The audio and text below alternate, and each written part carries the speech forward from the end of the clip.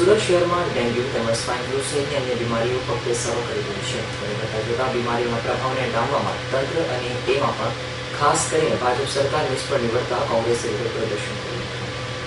સુરત શહેરમાં dengue, swine flu સહિતના અન્ય ઘાતક બીમારીઓના વધતા જતા પ્રભાવથી દિન પ્રતિદિન ભ્રષ્ટ ભાજપના શાસકને કારણે સુરત સહિત સમગ્ર રાજ્યના આરોગ્યની કથળેલી પરિસ્થિતિ માટે ભાજપને જવાબદાર ગણાવી નવનિયુક્ત કોંગ્રેસ પ્રમુખ હસમુખ દેસાઈ દ્વારા આજરોજ નવી સિવિલ હોસ્પિટલના મુખ્ય ગેટ પાસે દેખાવો સાથે વિરોધ પ્રદર્શન કરી ભાજપ શાસન પર આકરા પ્રહારો કર્યા હતા.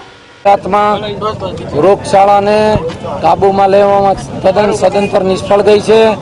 આજે સ્વાઇન ફ્લૂના રોગ અને ડેન્ગ્યુના રોગ રોજના એક હોસ્પિટલની અંદર 20 થી 25 કેસો છે. આ કેસોને કાબૂમાં લાવી શકતા નથી.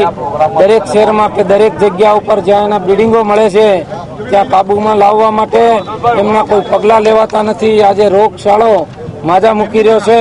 સુરતની અંદર 2 ડઝનથી વધારે લોકોના સ્વાઇન ફ્લૂ અને ડેન્ગ્યુના રોગમાં જે મોત નીપજ્યા છે.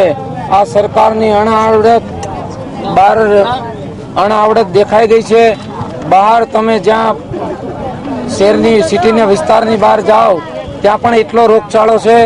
આખા ગુજરાતની માલિપા એક પણ જગ્યાએ આરોગ્ય કેન્દ્રની અંદર પૂરતો સ્ટાફ કે પૂરતી વ્યવસ્થા પણ નથી. સુરતની અંદર સીટી સ્કેનના મશીનો પણ નથી અને જે સોનોગ્રાફીના મશીનો પણ તદ્દન ઓછા છે. પૂરતો સ્ટાફની અંદર પણ ઘણા કર્મચારીઓ પણ ઓછા છે.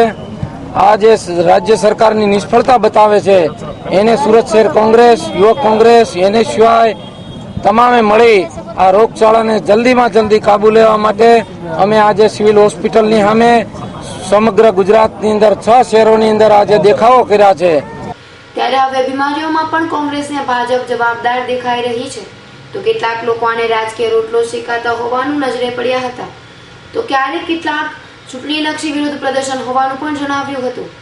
હાલ રાજ્યભરમાં અને સુરત શહેરમાં સ્વાઇન ફ્લૂ, ડેન્ગ્યુ સહિતના રોગો હાહાકાર મચાવી રહ્યા છે. ત્યારે સુરત શહેર કોંગ્રેસ દ્વારા આજે ભાજપ પર આક્ષેપ કરીને ભાજપ સરકાર તદ્દન નિષ્ફળ નીવડી છે બીમારીઓને રોકવામાં.